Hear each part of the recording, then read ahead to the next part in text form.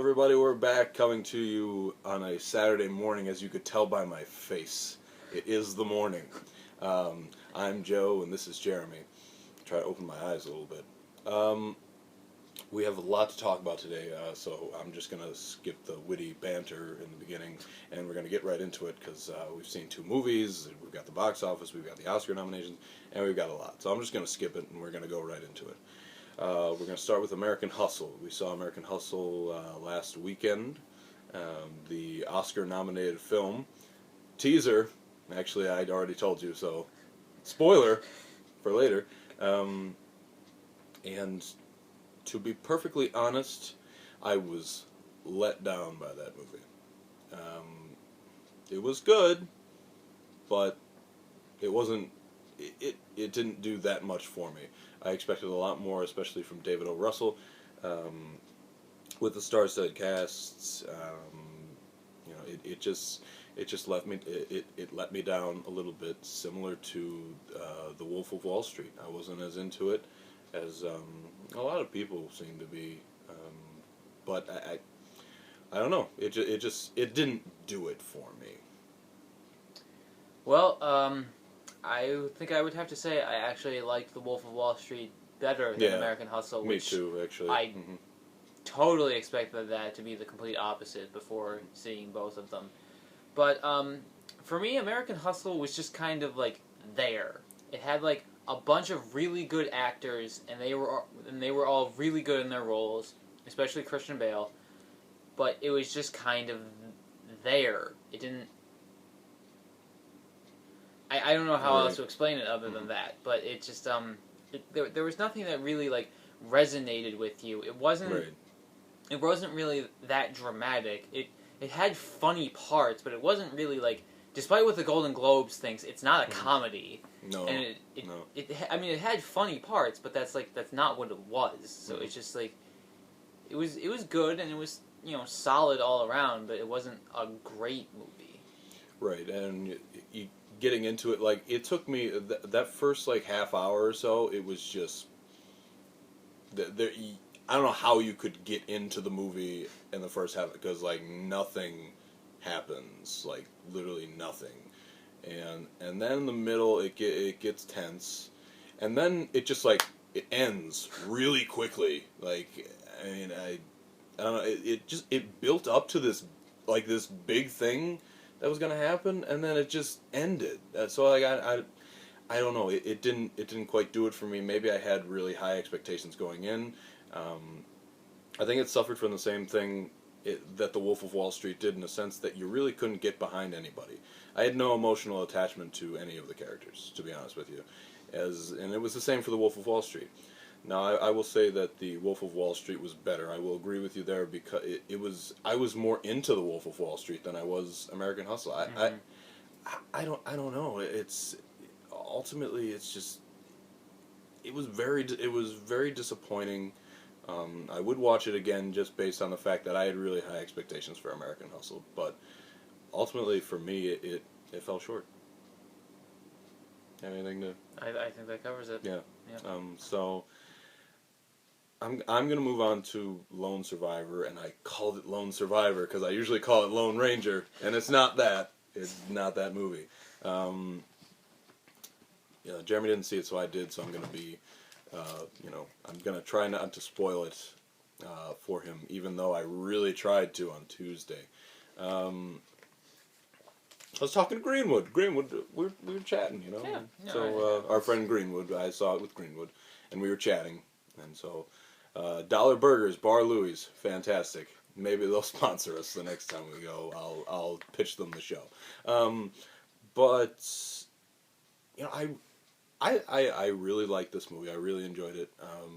It's based on a true story, and I don't know how close it is, but it's really cool. You would think it'd be a patriotic film, and that's what the review says on Rotten Tomatoes, that it's really a patriotic thing. It's kind of shoved in your face too much, but I disagree. I think brotherhood is the main theme of that movie, and it even has some things that you learn some things about the culture in Afghanistan. Some of the groups there, I was very interested in some of the things that you learned, and it was, I was more into that movie than I was American Hustle and The Wolf of Wall Street, because it was, I mean, you get attached, and you get attached to the characters, and I mean, once the fighting starts, it is absolutely relentless. Like, you are on the edge of your seat, and I mean, watching the trailer, you pretty much know what's going to happen in this movie, but you're still like, oh my god, there's just a gunfight, and then you think it's gonna stop for a second, and then there's a gunfight, and then there's a gunfight, and then they're falling down a cliff, and then it's just like, it's ridiculous, and it was pretty well done. So I was very pleased with that project there. I wish you saw it and would have some things to add, because I think you might have varying opinions on that movie. But unfortunately, you just have to hear mine. Okay, so those are the movies we saw, and let's. I guess we should segue into the box office if you are prepared. That we shall. All right. Okay, alright, so last weekend we'll start with number 5, which was American Hustle, and that dropped 33% to 8.3 million, and now has a total of 101.3 million. That's really good, and the word of mouth seems to be strong for the movie, and if it takes home, some Oscar stuff, it could, maybe get re-released in a few hundred more theaters or something. Could easily be looking at 130, 140 million there.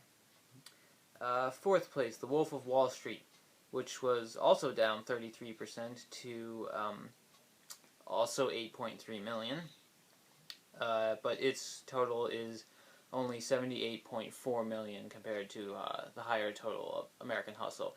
Nonetheless, that's pretty good, especially considering that The Wolf of Wall Street is a really tough sell, because it is ridiculously adult, and I'm amazed it wasn't NC-17. Okay, let's see. Oh, was Leo nominated for Best He was. Okay, yeah. Good. He's in there. Alright. Okay, so third place was The Legend of Hercules, and that debuted to 8.9 million. And all things considered, that's actually not that bad. I'd seen plenty of predictions that pegged it in the 5 to 6 million range or something, and it looked awful and incredibly generic. So, that's actually not that terrible. Then we move up to second place, which was Frozen, which again I would like to remind people came out 2 months ago and is still in second. Anyway, Frozen dropped 25% to 14.7 million, and now has a total of 317 million. And it should hold very well this weekend, because we have the Martin Luther King holiday on Monday, so that because people have the day off on Monday, that frees them up to go to the movies on Sunday night. So should boost everything across the board, but especially Frozen, because that makes it easier for kids to go see it, especially on Monday. And then our number 1 picture was Lone Survivor, which, because it expanded from limited release, increased 44,000%.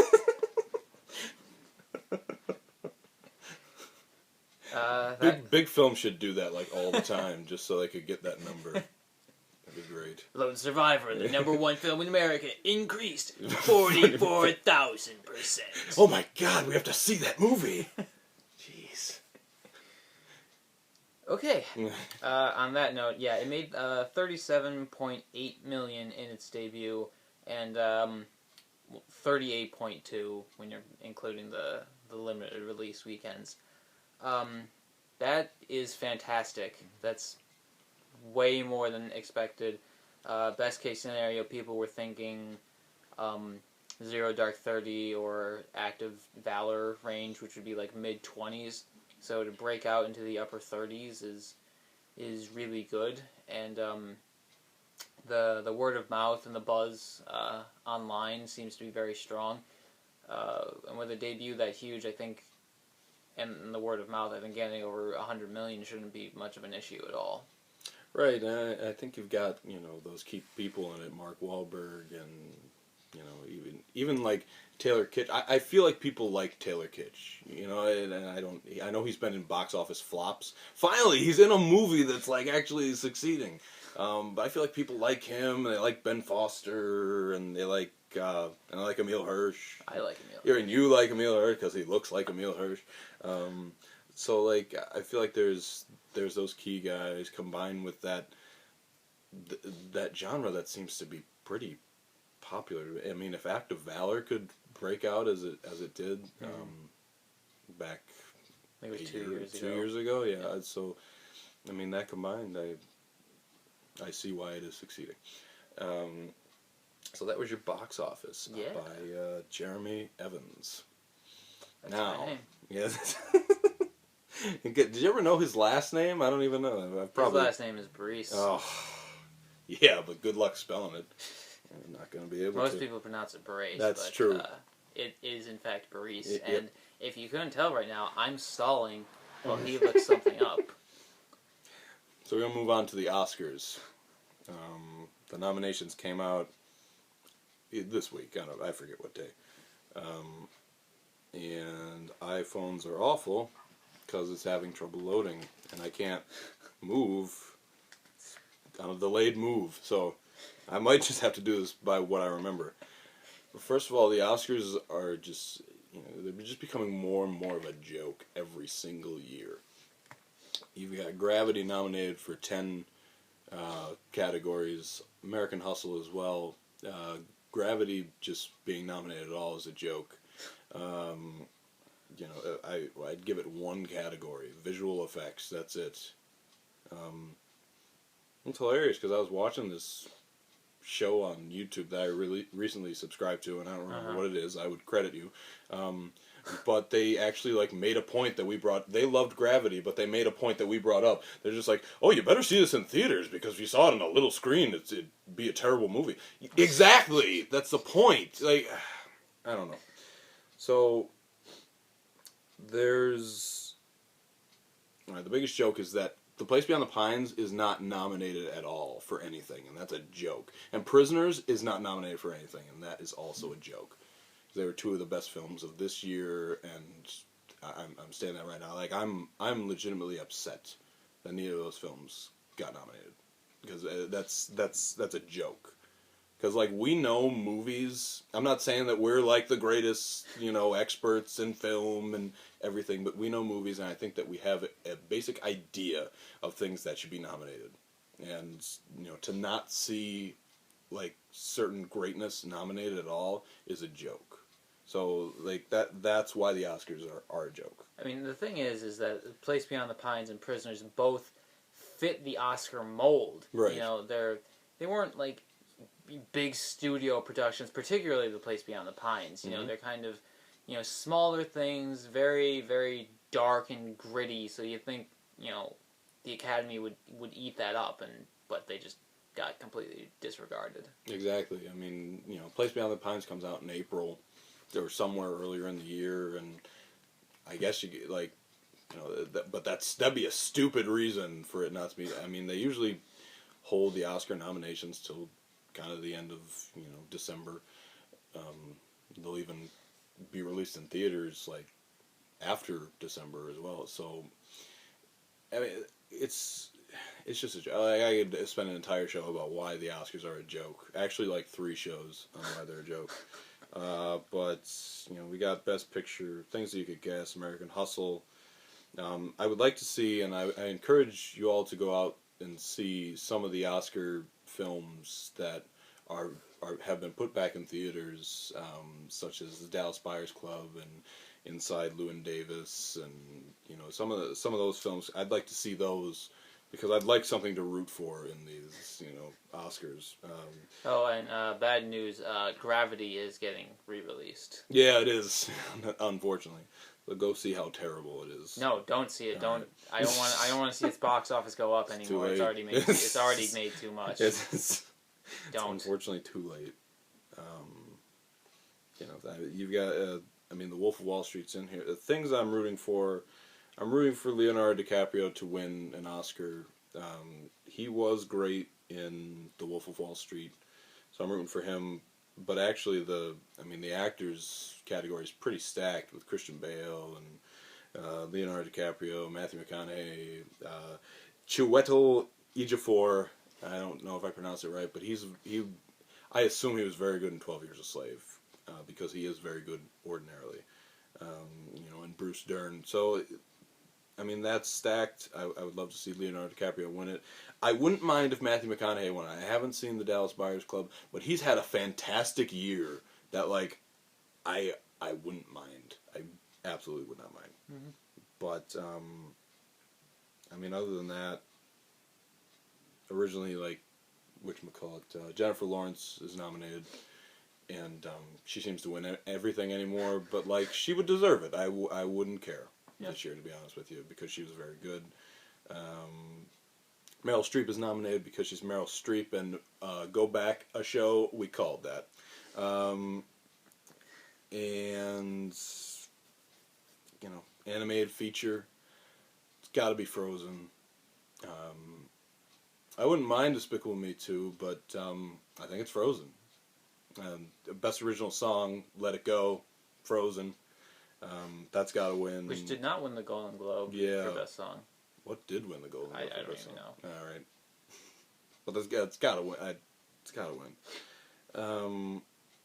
Other than that, I've already spent too much time on this joke of an awards show. So we'll try to dedicate a blog or a show or both to the Oscars because we're a movie website and show, so we kind of have to do it. We'll also make our own because we like our picks better. We'll nominate the right things and stuff. Have I gone far enough into hating the Oscars? I think we've gone far enough. I didn't even let you get into it. No, it's cool. Well, we only have 2.5 minutes, so we should probably go into the upcoming films now. Yes. Okay, so Devil's Due, which is another found footage horror film, and this newlywed couple just got married, which is what newlywed couples are. So, and apparently the woman gets impregnated with the Antichrist or something, and it all goes to hell. It looks terrible, and I don't expect much. Maybe like $5 million. Don't care. Okay, and then we have The Nut Job, which looks like a pretty generic kiddie movie that, like, you see, something like Frozen can appeal to all ages. Little kids can like it, adults can like it. The Nut Job, if you're younger than, like, 8, you will hate this movie. Okay, maybe like 12. But it will come into direct competition with Frozen. But it's a holiday weekend, so maybe you could do, like, Freebirds-ish numbers, like 15 million. Okay. And then, don't care. Okay. Sorry. It's cool. And then Ride Along with Kevin Hart and Ice Cube. I think this looks funny. I like Kevin Hart. He's a funny guy. Got awful reviews. It did. But I still would not be opposed to seeing it. And Kevin Hart's stand-up films have done very well at the box office. So we could be looking at a debut of like 25 million-ish here. Ditto. And finally, we have Jack Ryan's Shadow Recruit, which brings in Chris Pine as Jack Ryan, a role previously played by Ben Affleck and Alec Baldwin and Harrison Ford. There we go. Thank you. Mm-hmm. Looks solid, but nothing to really make it stand out. So should do 25 million-ish too, and should compete with Ride Along for number one film of the weekend. I like the Jack Ryan franchise, so I'm interested in what this will bring to the table. Sorry, I went off on the Oscars a little too much there, but that's to be expected, because we rant and talk too much, or I do. So anyway, have a great week, see some movies, we'll see you next week.